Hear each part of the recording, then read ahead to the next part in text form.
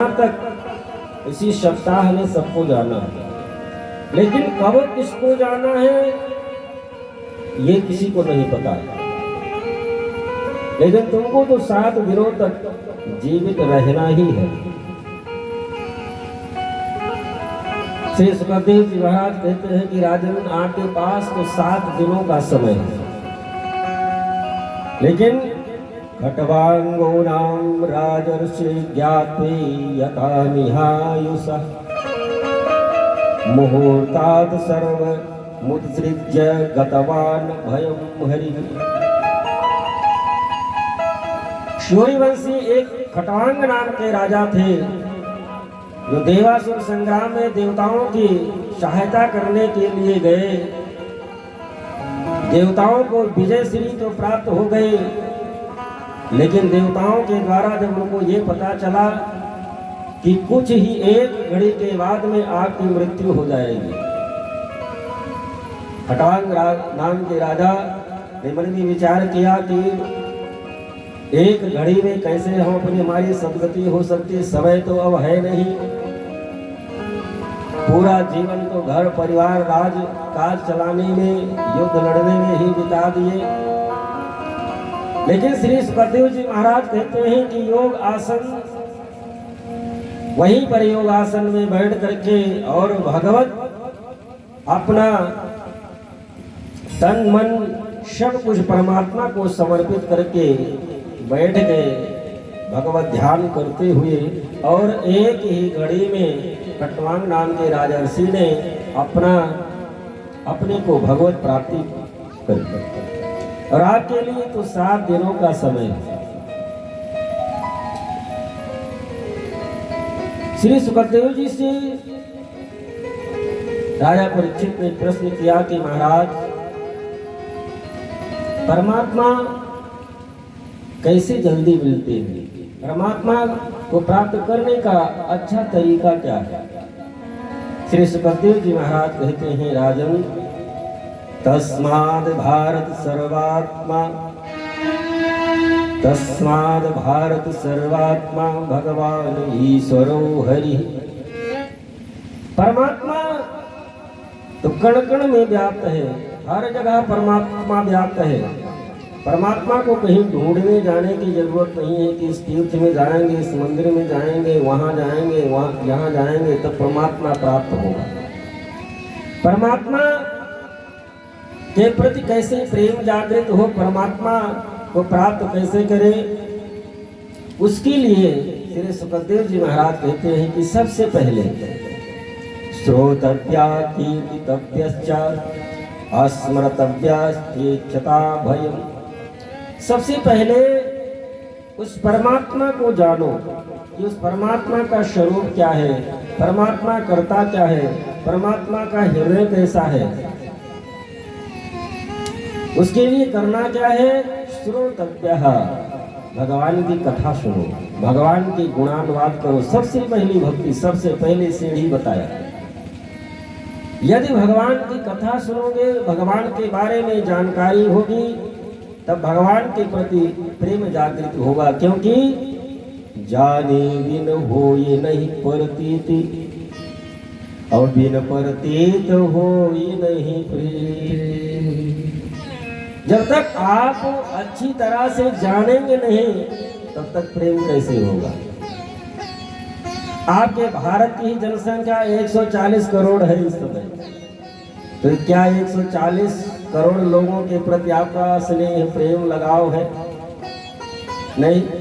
केवल कितने लोगों से आपका स्नेह प्रेम लगाव है जिनको आप जानते हैं और अच्छी तरह से जानते हैं कि भैया इस तरह से इनका रूप रंग, इनका स्वभाव, इनका चाल चलन अच्छी तरह से जिनको आप जानते हैं, उन्हीं के प्रति लगाव होगा, उन्हीं के प्रति आपका प्रेम होगा। इसलिए श्री सुखदेव जी महाराज कहते हैं कि परमात्मा को सबसे पहले जानो। जानने के लिए सबसे पहले भगवान की चर्चा, भगवान की कथा को श्रवण करो। और यदि कथा सुनने का सौभाग्य न मिल पावे, कोई कथा हमें हमेशा तो ये तो भगवान की कृपा होगी तभी मिल पाएगा। कथा ना मिले तो कीर्तितव्यश्च स्वयं बैठ करके आप भगवान का संकीर्तन करो, भगवान का भजन करो। और वास्तव में गृहस्थ जीवन में हमने ऐसा देखा है कि जिस परिवार में सायंकाल भोजन के पहले सभी परिवार एकत्रित होकर के 10 मिनट, 15 मिनट, आधा घंटा सभी परिवार एकत्रित होकर के भगवान का भजन संकीर्तन करते हैं, उनके घर में कभी किसी प्रकार का दुख तकलीफ नहीं देते। एक तो पूरे परिवार एकत्रित हैं, एक जगह बैठे हैं, भगवान का संकीर्तन करते हैं, इससे परिवार में सामंजस्य बनेगा, परिवार में सामंजस्य बनेगा और भगवान के प्रति श्रद्धा और भक्ति भावना की जागृति होगी। इसलिए स्वयं भगवान का संकीर्तन करें। संकीर्तन करने के लिए 2-4 लोगों की आवश्यकता होती। यदि मान लीजिए आप अकेले हैं तो अकेले में क्या करना, अस्मतर्त्या चेतता भयम, अकेले में है तो अकेले में उस परमात्मा का स्मरण करिए जिनका आप गुणानुवाद सुने हैं, कथा को श्रवण चुके हैं। और जिताशनो जितश्वासो जित संगो जितेन्द्रियाः अस्तूले भगवते रूपे मना संधार्यो धियाः। एक जगह बैठने की आदत डालिए, जितासनो जितश्वासो और जितेंद्रिय बनने का प्रयास करिए। और इस लोग कहते हैं कि पूजा करने के लिए बैठते हैं, मन तो लगता नहीं भगवान में, वैसे चाहे शांत भी रहे, लेकिन यदि आधा घंटा 15 मिनट के लिए पूजा करने के लिए बैठे हैं तो ये मन और गति से भागता है। श्री सुखदेव जी महाराज कहते हैं कि मन पूजा करने के लिए बैठे हैं, भगवान का ध्यान लगाने के लिए बैठे हैं, मन जा रहा है उसको रोको मत। यदि मन को रोकोगे तो और बिगड़ जाएगा। मन जहां भी जा रहा है इसको जाने दीजिए, क्योंकि मन की गति बहुत तेज है। जितने मन की गति तेज है इतनी गति और किसी की नहीं है। यदि आप अमेरिका गए हैं तो 1 सेकंड के अंदर आप पूरे भारत और जहां जहां गए हैं सब जगह का दर्शन कर सकते हैं। मन वहां हर जगह पहुंच सकता है। मन की गति इतनी तेज है तो मन को कंट्रोल आप नहीं कर सकते। जैसे मान लीजिए कोई आप मोटरसाइकिल या बाइक चलाना जानते हैं, चला रहे हैं, तो 15-20 के स्पीड में होंगे तो आराम से आप बाइक को रोक सकते हैं। लेकिन 70-80 के ऊपर है तो एकाएक ब्रेक लगाएंगे तो खतरा ही पैदा हो जाएगा। इसलिए मन को कंट्रोल नहीं करना है। मन जहां जा रहा है मन को जाने दीजिए। मन पर कंट्रोल करना इतना आसान नहीं है। करना क्या है कि जहां पर भी जा रहा है ये मन उसको जाने दीजिए, वहीं पर इसको परमात्मा का दर्शन कराइए। मन आपका बॉम्बे जा रहा है, कहीं पर भी जा रहा है,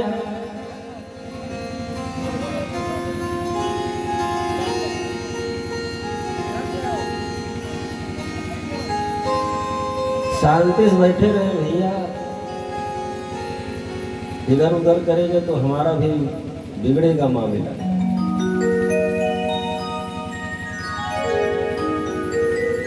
बोलो श्री राधा कृष्ण भगवान की।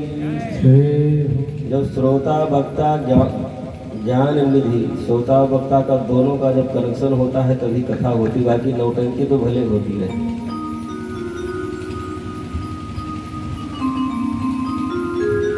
बोले भागवत भगवान की जय। श्री सुखदेव जी महाराज कहते हैं कि राजन मन को रोकना नहीं है, मन जहां भी जा रहा है इसको जाने दीजिए।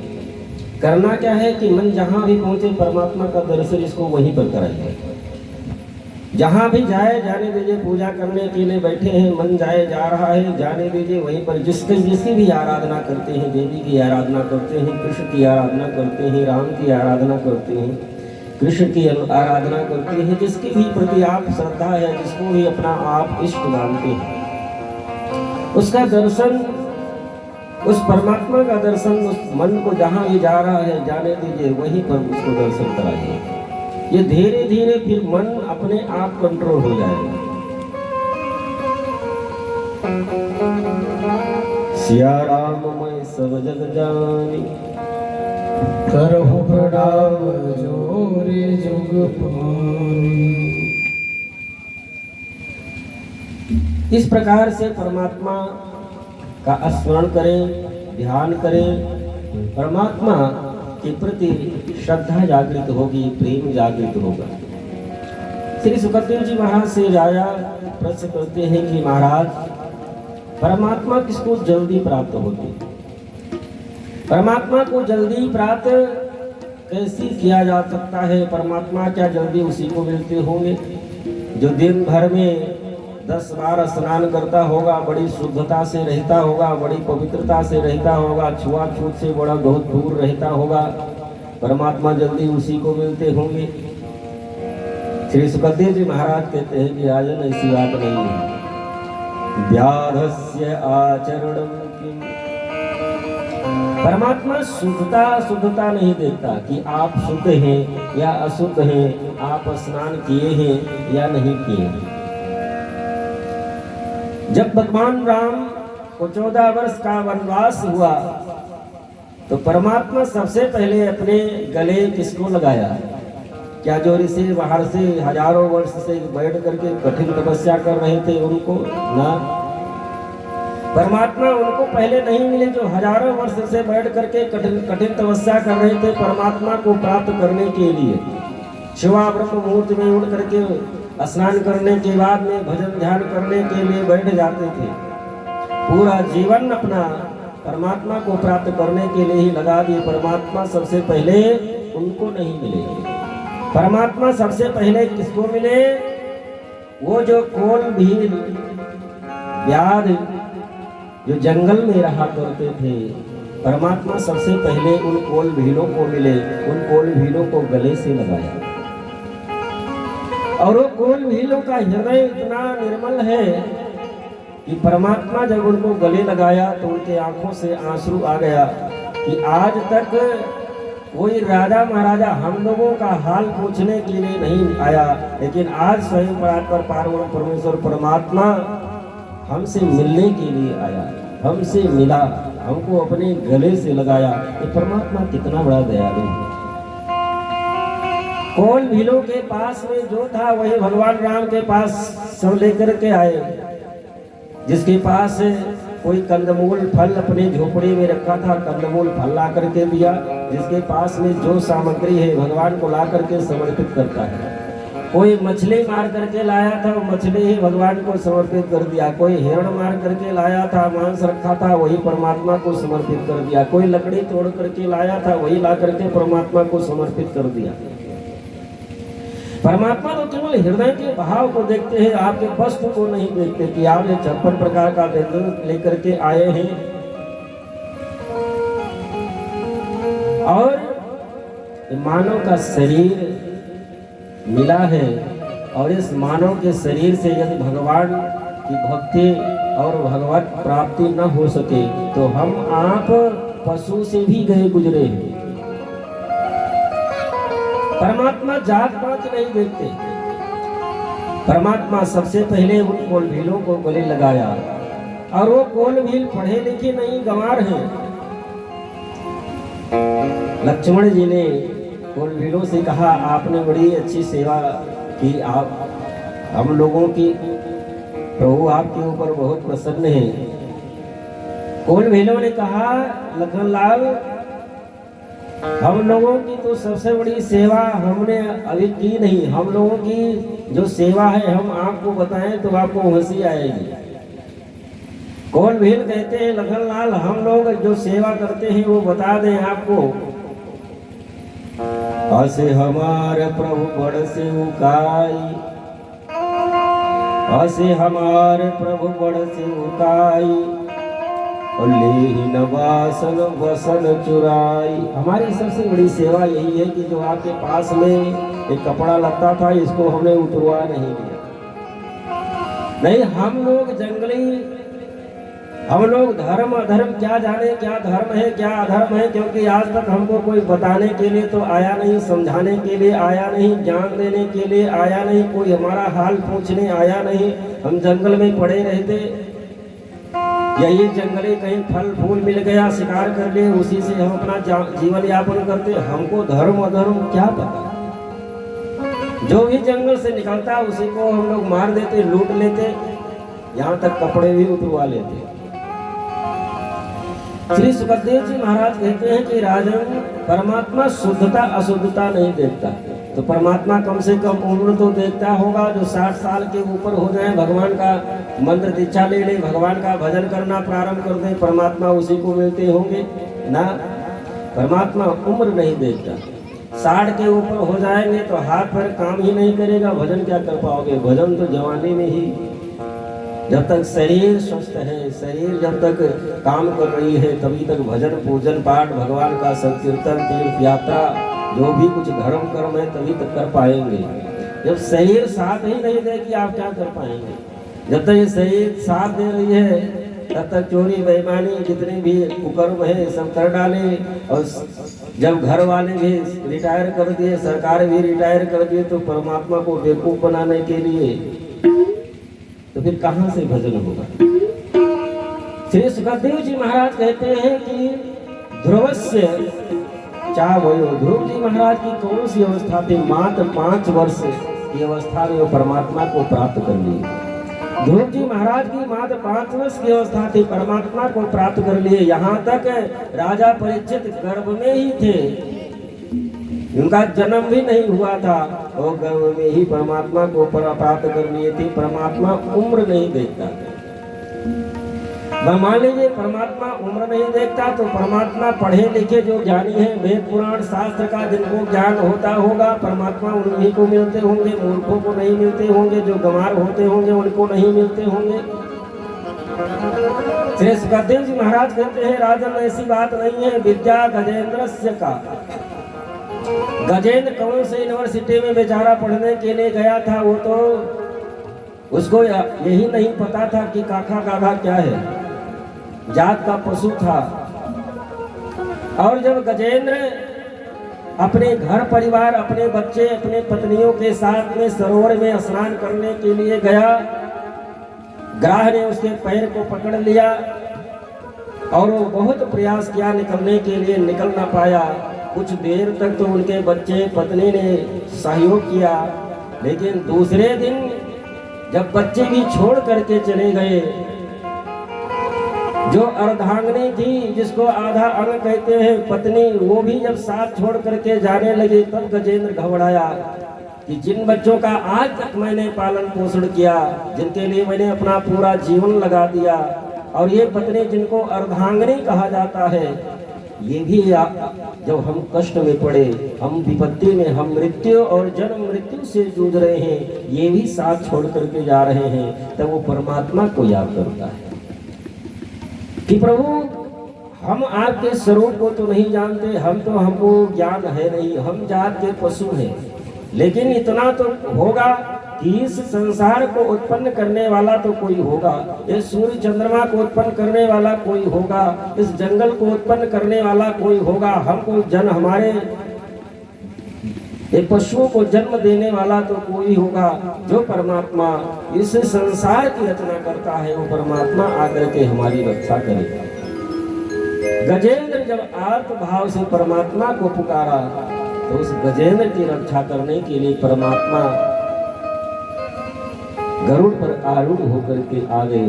श्री सुखदेव जी महाराज कहते हैं कि परमात्मा आपके ज्ञान को नहीं देता, आप ज्ञानी हैं या मूर्ख है, ऐसा नहीं कि जो वेद पुराण शास्त्र का ज्ञान जिसको हो गया, धर्म का ज्ञान जिसको हो गया, परमात्मा उसी को मिलते हैं।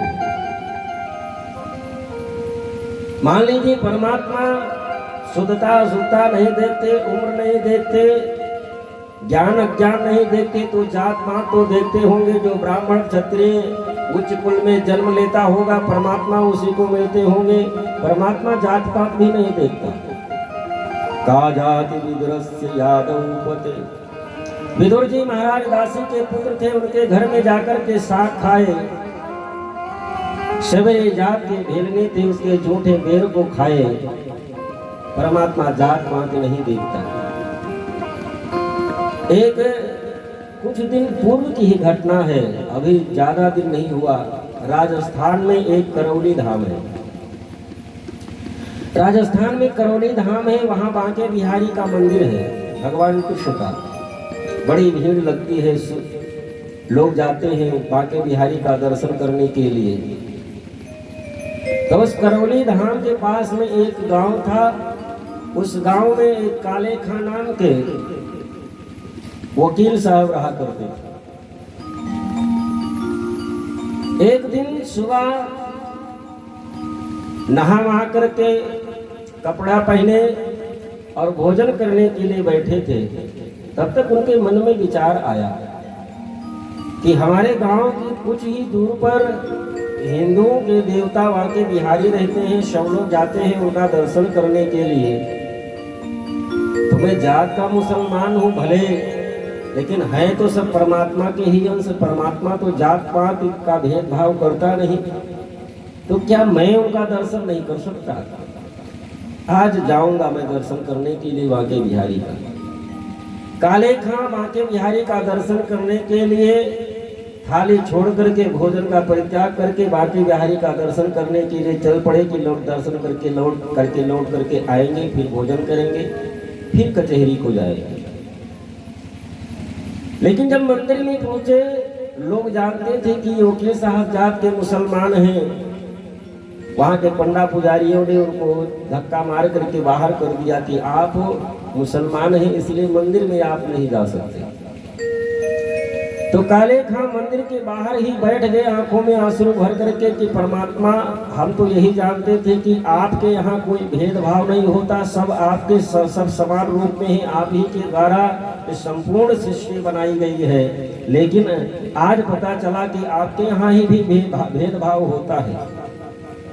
लेकिन मैं भी प्रतिज्ञा करता हूँ कि जब तक मैं आपका दर्शन नहीं कर लूंगा, एक घूंट पानी भी नहीं पीऊंगा, और अन्न की बात ही जाने दीजिए। मंदिर के बाहर बैठ गए। सुबह से शाम हो गई, बैठे रह गए। घर वालों ने को पता चला कि वहां जिद मार करके बैठे हैं। घर वाले आए बुलाने के लिए, लेकिन काले खां घर वापस लौट करके नहीं गए कि जब तक दर्शन नहीं कर लेंगे तब तक हम एक कुल्ला पानी भी नहीं पिएंगे। रात्रि व्यतीत हो गई, दूसरे दिन भी पूरा दिन व्यतीत हो गया। दूसरे दिन जब बांके बिहारी के सामने भोजन की थाली आई, सोने की थाली में बढ़िया सुंदर भोजन, भगवान को अब आज बर्दाश्त न हुआ। स्वयं बांके बिहारी भोजन की थाली शाम के समय काले खां सामने लाकर के रखा। काले खां, क्या है, 2 दिन हो गया आप बिना अन्न जल किए बैठे हैं, भोजन कर लो। काले खां ने कहा कि मैं जब तक बांके बिहारी का दर्शन नहीं कर लूंगा, एक कुल्ला पानी भी नहीं पीऊंगा, आप भोजन की बात करते हो। बांके बिहारी भगवान ने कहा कि काले खां सर उठा करके देखो तो मैं बांके बिहारी हूं। तुमको दर्शन देने के लिए मंदिर से बाहर आ गया। काले खां सर उठा करके जब ऊपर देखे, स्वयं परमेश्वर परमात्मा खड़े हैं, पैरों में लेट गए कि आप कितने बड़े दयालु हैं, कितने बड़े कृपालु हैं कि स्वयं मंदिर से निकल करके आए हैं दर्शन कर देने के लिए। मैं तो कृतार्थ हो गया। भगवान स्वयं अपने हाथों से काले खां को भोजन कराए, और पंडा पुजारी जब मंदिर में गए तो देखे कि थाली गायब है। तो ढूंढते हुए कि थाली अभी तो लगा करके रखे थे भगवान के सामने, थाली ही गायब, कौन लेकर के गया। बाहर निकल करके आए तो देखे काले खां भगवान की जो थाल मंदिर में थी उसी में बैठ करके भोजन कर रहे हैं। पंडा पुजारियों को ये लगा कि ये स्वयं अपने हाथ से चुरा करके लाए हैं। तो काले खां को उल्टा सीधा उन लोगों ने कहा एक दो चाटा भी लगा दिए, लेकिन काले खा तो भगवान का दर्शन कर चुके थे, उनको तो कोई प्रभाव न पड़ा। भगवान का दर्शन हो गया, आप मान अपमान से क्या फर्क पड़ता है, अपने घर आ गए। लेकिन उस समय कि जो वहाँ के राजा थे, भगवान उनको स्वप्न में दिखाए कि वर्तमान में जो पंडा पुजारी हैं इनको तत्काल मंदिर से बाहर किया जाए और हमारे जो भक्त काले खां हैं उनको प्रतिदिन दर्शन करने के लिए उनकी व्यवस्था बनाई जाए। राजा स्वयं काले खां के यहाँ घर आकर के कहते हैं आप आकर के दर्शन किया करें, आपको कोई रोक टोक नहीं है। काले खां ने कहा कि परमात्मा का एक व्यवस्था है तो मैं उसमें विक्षिप्त नहीं कर सकता, मैं आकर के वहाँ मैं दर्शन प्राप्त कर लिया हूँ, कोई जरूरत नहीं है। लेकिन उस समय के राजा सामने से लोग दर्शन क्या करते थे, लेकिन काले खां के लिए बगल से खिड़की बनवा दी गई, जब तक काले खां जीवित रहे बांके बिहारी का दर्शन किया करते थे। तो परमात्मा जात पात का भेदभाव नहीं करता। ऐसा नहीं है कि जो उच्च कुल में जन्म ले लिया है परमात्मा उसी को प्राप्त होते होंगे। उच्च कुल में जन्म लेने से भगवान नहीं मिलता, भगवान तो कर्म करने से प्राप्त होता है। तो परमात्मा जो सुंदर होता होगा, स्वरूपवान होता होगा, परमात्मा उसी को जल्दी प्राप्त होते होंगे। श्री सुखदेव जी महाराज कहते हैं कुब्जा या किम रूप अधिकम। कुब्जा तो उसका शरीर 3 जगह से टेढ़ा था, लेकिन परमात्मा कुब्जा को भी प्राप्त हुए और भगवान उसको उतना सुंदर बना दिया कि उसके समान में तीनों लोगों में कोई सुंदर नहीं था। तो परमात्मा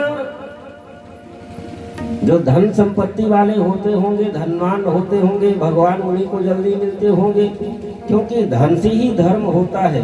यदि धन ना हो तो धर्म नहीं सो हो सकता और बिना धर्म के परमात्मा की प्राप्ति नहीं हो सकती। तो जो धनवान होते होंगे, जिनके पास में धन संपत्ति वैभव होता होगा, परमात्मा जल्दी उसी को मिला करते होंगे। श्री सुखदेव जी महाराज कहते हैं ऐसी बात नहीं है कि जिसके पास में धन संपत्ति है, क्योंकि धन से ही धर्म होता है, धन से ही तीर्थ यात्रा कर पाओगे, धन से ही भागवत कथा सुन पाओगे, धन से ही यज्ञ अनुष्ठान हो पाएगा, धन होगा तभी आप दान कर पाएंगे। लेकिन श्री सुखदेव जी महाराज कहते हैं कि ऐसी बात नहीं, जिसके पास में धन है भगवान उसी को मिलते होंगे। सुदामा जी महाराज के यहाँ हफ्तों बीत जाता था, चूल्हा नहीं जलता था, लेकिन परमात्मा और सुदामा को अपने गले से लगाया और उनके चरण को धुल करके अपने सब पूरे परिवार को उनके चरणों तक को लिया। परमात्मा मिलते किसको हैं, प्राप्त किसको होते हैं?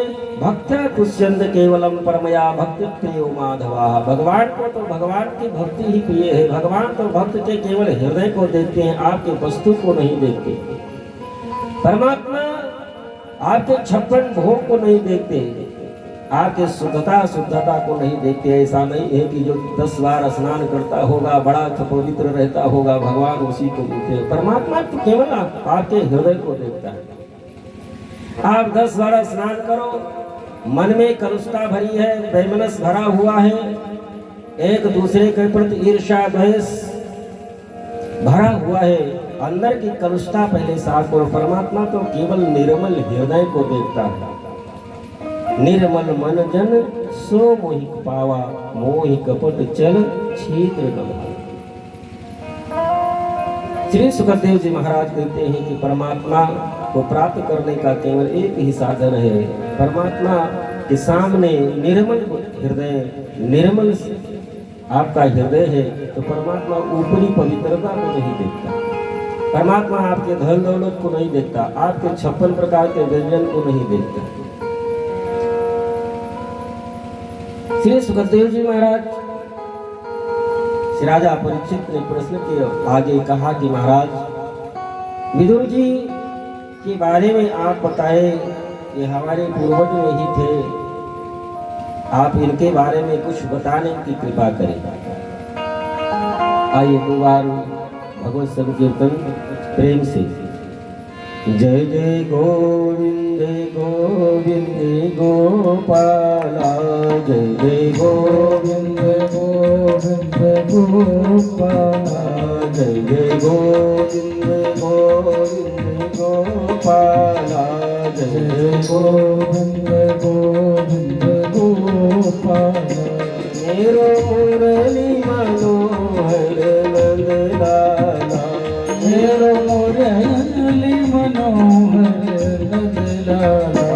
मेरो मुरली मनोहर नंद लाला, मेरो मुरली मनोहर नंद लाला। जय गोविंद गोविंद गोपाला, जय जय गोविंद गोविंद गोपाला।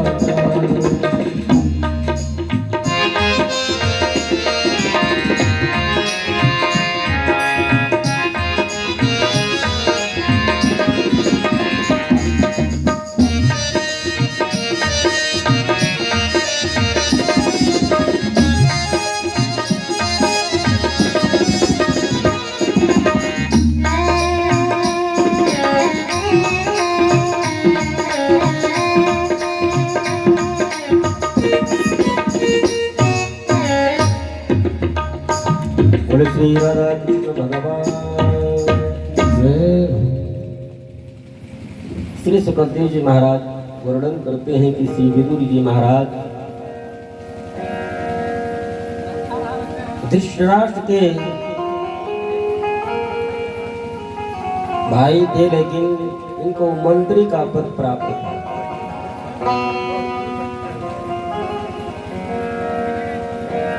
एक दिन विदुर जी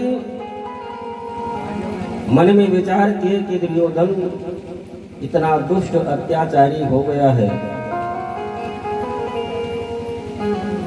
कि पांडवों को बिना उनके कोई गलती के लाक्षागृह में जलाने का प्रयास किया। यदि भगवान की कृपा न होती तो बेचारे पांचों जल करके राख हो गए होते।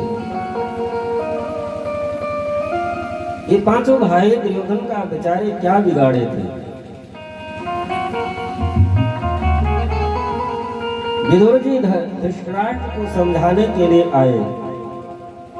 यदा तु राजा श्वासुतान साधून पुष्करान धर्मेण विनष्ट दृष्टि। जिस पुत्र को आप सीधा साधा सरल जानते हैं, ये आपका पुत्र दुर्योधन इतना दुष्ट अत्याचारी है, इसके बारे में कभी आपको विचार नहीं आता।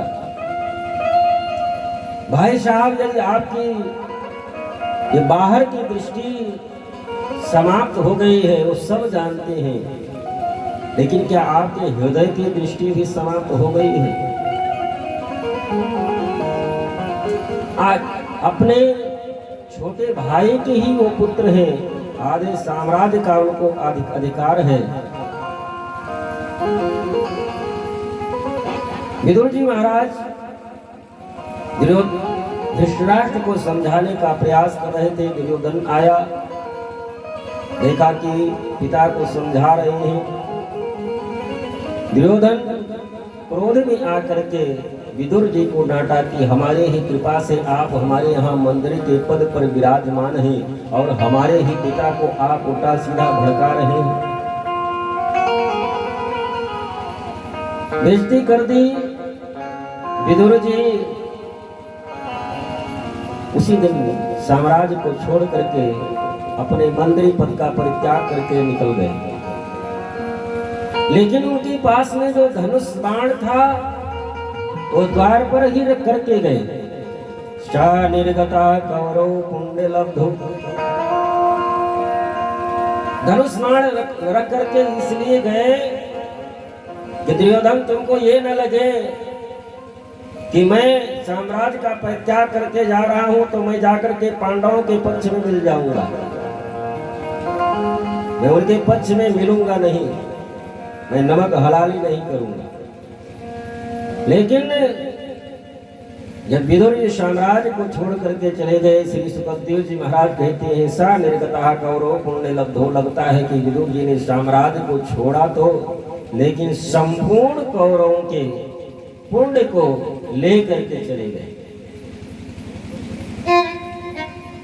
जिस प्रकार से लंका से जब विभीषण जी लंका का परित्याग करते हैं तो बाबा गोस्वामी तुलसीदास जी ने लिखा, अस कहीं चला विभीषण जब अस कही चला विभीषण जब भी आए वहीं हरे सब तब ही आए मुझीन भय तब सब ही अस कही चला विभीषण जब ही अस कही चला विभीषण जब ही आए मुझीन भय सब तब ही आए मुझीन भय सब तब ही। विदुर जी निकल गए कदली वन में, भगवान का भजन करने लगे और भजन करते करते 12 वर्ष व्यतीत हो गए। उसे कदली फल वन में केले के फल को खा करके साग खा करके 12 वर्ष बिताए, अन्न का परित्याग कर दिए। विदुर विदुरानी उसी जंगल कदली वन में रह रहे हैं, भगवान का भजन कर रहे हैं। और इधर एक दिन द्वारकाधीश भगवान कृष्ण हस्तिनापुर आने के लिए सूचना भिजवाए कि मैं आऊंगा। विदुर जी को भी ये पता चले कि हस्तिनापुर में द्वारकाधीश भगवान कृष्ण आ रहे हैं। संपूर्ण हस्तिनापुर को बढ़िया सुंदर सजाया जा रहा है। विदुर भगवान कृष्ण का स्वागत करने के लिए बहुत सुंदर व्यवस्था बनाई है। दोनों तरफ बढ़िया रोड को, रास्ते को साफ कराया, फूल बिछवाया, बढ़िया सुंदर सुगंधित। ये बात जब विदुर जी को पता चले कि भगवान आने वाले हैं, विदुरानी से कहने लगे द्वारकाधीश आने वाले हैं हस्तिनापुर। विदुरानी ने कहा कि अब आपका तो मंत्री पद भी नहीं रहा कि आप उनका स्वागत सत्कार कर सके, उनसे मिल सके, उनका दर्शन प्राप्त कर सके। विदुर जी ने कहा कि मंत्री पद नहीं रहा, उनका स्वागत सत्कार नजदीक से तो नहीं कर सकते, लेकिन जिस प्रकार से हस्तिनापुर की संपूर्ण प्रजा उनका स्वागत करेगी, दूर से ही तो उनका स्वागत, धूप आरती जो कुछ है अपने पास कर ही सकते हैं। द्वारकाधीश भगवान कृष्ण का आगमन होता है हस्तिनापुर में। रास्ते के दोनों तरफ संपूर्ण हस्तिनापुर वासी उनका स्वागत सत्कार करने के लिए पुष्प आरती नैवेद्य सब लेकर के खड़े हैं स्वागत सत्कार करने के लिए। पूरी प्रजा के बीच में विदुर विदुरानी भी खड़े हैं, वो भी आरती सजाए खड़े हैं। रथ सामने से गुजरा, आरती कर रहे थे। भगवान की निगाह विदुर जी पर पड़ी। भक्त भगवान की निगाह एक हुई, विदुर जी के हृदय बड़ा गदगद हो गया। परमात्मा ने हमारे ऊपर दृष्टि डाली। महल के समीप में पहुंचे, दुर्योधन बड़ा स्वागत सत्कार किया, महल में लेकर के गया और अपने रत्नों जड़े सिंहासन पर बैठा करके कन्हैया का बड़ा स्वागत करता है।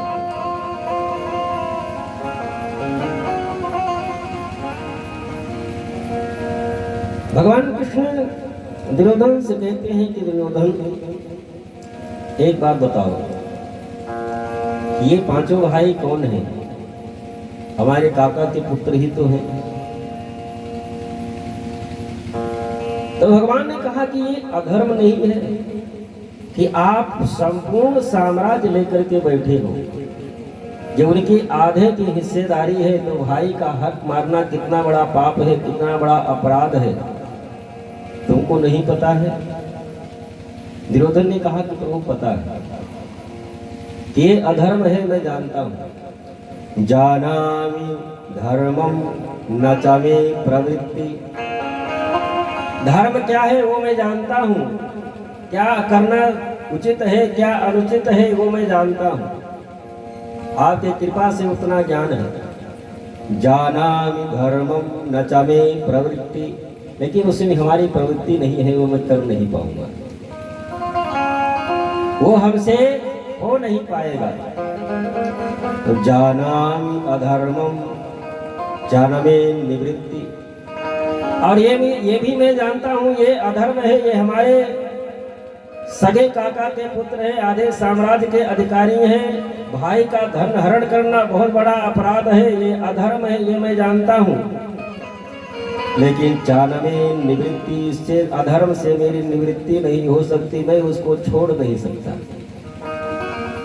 क्योंकि केनापि देवेन हृदय स्थितेन यथा नियुक्तोऽस्मि तथा करोमि।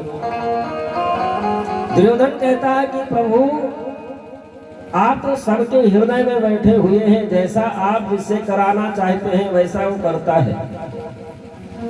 तो जिसके लिए आप हमको नियुक्त किए हैं, यथा नियुक्तोऽस्मि तथा करोमि, जिसके लिए आपने हमको नियुक्त किया है वही तो मैं कर रहा हूं। और रह गई बात कि आधे साम्राज्य की बात, भगवान ने कहा कि आधा साम्राज्य नहीं 5 गांव ही दे दो, ये गुजारा बस गुजारा कर लेंगे। दुर्योधन ने कहा कि आप 5 गांव की बात कर रहे हैं कन्हैया। सूचक्रेव नैव दास्यामि, सूचक्रेव नैव दास्यामि बिना युद्धेन केशवाः। आप 5 गांव की बात कर रहे हैं केशव, मैं उनको एक सुई के नोक के बराबर जमीन नहीं दे सकता बिना युद्ध के। आकर के हमसे युद्ध करें, हमको पराजित करें, वो संपूर्ण साम्राज्य के अधिकारी हो जाएंगे, लेकिन मैं अपने जीवित रहते पांडवों को सुई के नोक के बराबर जमीन नहीं दे सकता।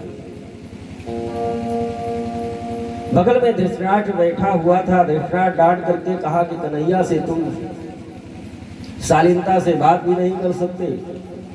दुर्योधन ने कहा कि प्रभु ये सब वार्ता होती रहेगी, चलो भोजन कर लेते हैं, क्योंकि मेरी माँ स्वयं अपने हाथों से 56 प्रकार का व्यंजन अपने हाथों से बनाई है। आप चल करके पहले भोग लगाएं, उसके बाद भी राजनीति की बात तो होती रहेगी। द्वारकाधीश भगवान कृष्ण ने कहा कि दुर्योधन, भोजन 2 ही स्थिति में किया जा सकता है, या तो पेट में भूख लगी हो, और या तो खिलाने वाले के हृदय में खिलाने वाले के प्रति श्रद्धा हो। तो ना हमको तो भूख लगी है और ना तुम्हारे हृदय में हमारे प्रति श्रद्धा है, तो भोजन तो कंडीशन तो बन ही नहीं रहा। और दूसरी बात, हमारा निमंत्रण पहले ही हो चुका है। वो कहाँ, आप तो द्वारिका से चले सीधे महल में चले आए, बीच में कौन मिला, कहाँ निमंत्रण हो गया। हमारा निमंत्रण विदुर जी के यहाँ हो गया। मैं द्वारिका से निकला ही था, तभी उनका पत्र मिला कि आप हस्तिनापुर आए तो हमारे यहाँ भोजन ग्रहण करें। विदुर जी भी प्रजा के साथ में, वो भी सभा में बैठे हुए थे, बेचारे भागे, हम इनको कब निमंत्रण दिए थे। हमारे घर में तो हमारे खाने का ठिकाना नहीं, किसी प्रकार से साग बिना नमक का उबाल करके जीवन यापन करता हूँ। ये 56 भोग त्याग करके हमारे घर जाने के लिए तैयार है, और हमारे घर में तो कुछ है नहीं। विदुर जी तुरंत वहां से उठे, बाजार में निकल गए, लेकिन द्वारिकाधीश महल से निकले तो जिस प्रकार से भक्त भगवान के मंदिर में नंगे पांव जाता है, परमात्मा भी नंगे पांव विदुर जी के कुटिया की तरफ चल पड़े। नंगे पांव जा रहे हैं विदुर जी के कुटिया की तरफ अपने भक्त विदुर से मिलने के लिए। विदुर जी तो बाजार में है, भगवान के खाने की व्यवस्था करने के लिए चले गए। और जब भगवान कुटिया पर पहुंचते हैं तो घर में केवल विदुरानी थी, वो भी उस समय स्नान कर रही थी, फटे पुराने कपड़े थे। आवाज लगाई, काका जी तो बाजार में है। अरे काका जी सुनते हो, मैं द्वारकाधीश। द्वारकाधीश का नाम सुनकर के विदुरानी पागलों की तरह, उनको ध्यान ही नहीं रहा कि मैं इस समय किस स्थिति में हूँ, नहा रही हूँ कि किस स्थिति में हूँ, आकर के दरवाजा खोल। दौड़ करके आई, दरवाजा खोले। कन्हैया ने काकी को देखा स्नान करने की अवस्था में, तुरंत अपने पीताम्बर को ओढ़ा दिए, हाथ पकड़ करके कन्हैया का विदुरानी आंगन में लेकर के आई। कन्हैया आप यहाँ बैठिए, नहीं नहीं ये भी जगह ठीक नहीं, यहाँ कूड़ा पड़ा, आप यहाँ बैठिए, ये भी जगह ठीक नहीं, यहाँ भी कूड़ा पड़ा, कन्हैया आप आंगन में यहाँ बैठिए, नहीं नहीं ये भी साफ नहीं है, आप यहाँ बैठिए। पूरे आंगन में विदुरानी जी कन्हैया को नचा डाली और पीढ़ा जो बैठी वो भी उल्टा, कन्हैया उसी पर बैठे। काकी जी बड़ी तेज से भूख लगी है, कुछ खाने के लिए है, द्वारका से चला हूँ तब से एक घूंट पानी भी नहीं पिया हूँ। विदुरानी कहने लगी कि कन्हैया घर में तो और कुछ है नहीं, काका जी आपके गए हैं, कुछ लेकर के तो आते होंगे, लेकिन घर में अपने ही बगीचे का केला है, मैं लेकर के आती हूँ, आप बैठिए। लेकर के आई, पत्तल रखी और केला की टोकरी ला करके सामने रखी, केला छीलती जा रही हैं, केला तो दूर फेंकती जा रही है और छिलका पत्तल में रखती जा रही है। एक छिलका कन्हैया उठाए खाए, दूसरा छिलका उठाए खाए, और एक एक करके सैकड़ों छिलका कन्हैया खा गए। विदुरानी को भी पता नहीं कि मैं केला खिला रही हूँ कि छिलका खिला रही हूँ। तब तक विदुर जी भी माखन मिश्री मेवा मिष्ठान लेकर के आए, आवाज लगाई, सुनती हो देवी कन्हैया अभी आ रहे हैं। उन्होंने भी सभा में सबके सामने हमारा सम्मान बढ़ाया। दुर्योधन के 56 भोग का परित्याग करके कन्हैया आ रहे हैं, कितना बड़ा हमारा सम्मान कन्हैया ने बढ़ा दिया है। देवी वो आ रहे होंगे, विदुरानी ने कहा कि वो आ नहीं रहे, आ गए हैं, आओ तो देखो तो। लेकिन विदुर जी ने जब आकर के देखा कि ये आज तीनों लोगों का मालिक परमात्मा आज हमारे घर में आया भी तो खाने का कुछ ठिकाना नहीं है, ककेरे का छिलका खा रहा है, आकर के हाथ को पकड़े लिए, परमात्मा आप ये क्या कर रहे हैं, मैं बड़े ही गरीब हूँ, कुछ नहीं है, लेकिन कम से कम जब केला ही जो था उसको आप खाते, केला का छिलका ये पगली समझ न पाई देती गई, आप खाते जा रहे हैं, कम से कम आप तो बोल दिए होते। कन्हैया ने कहा कि काका जी जो स्वाद इस केले के छिलके में आ रहा था वो 56 भोग में नहीं आया, मैं कभी जो आज ये स्वाद हमको केले के छिलके में मिल रहा था वो माँ देवकी, माँ यशोदा, माँ कौशल्या के हाथों से बनाए हुए भोजन में भी कभी नहीं आया। खाने में 2 ही बार हमको स्वाद मिला, या तो शिवरी के जूठे पेड़ में, या तो काकी के आज इस केले के छिलके में। परमात्मा तो केवल भक्त के भाव को देखता है, उसके हृदय को देखता है, परमात्मा वस्तु को नहीं देखता। सबसे ऊंची प्रेम सगाई, सबसे ऊंची प्रेम सगाई, प्रेम सगाई, प्रेम सगाई, प्रेम सगाई, प्रेम सगाई, सबसे ऊंची प्रेम सगाई, सबसे ऊंची प्रेम सगाई।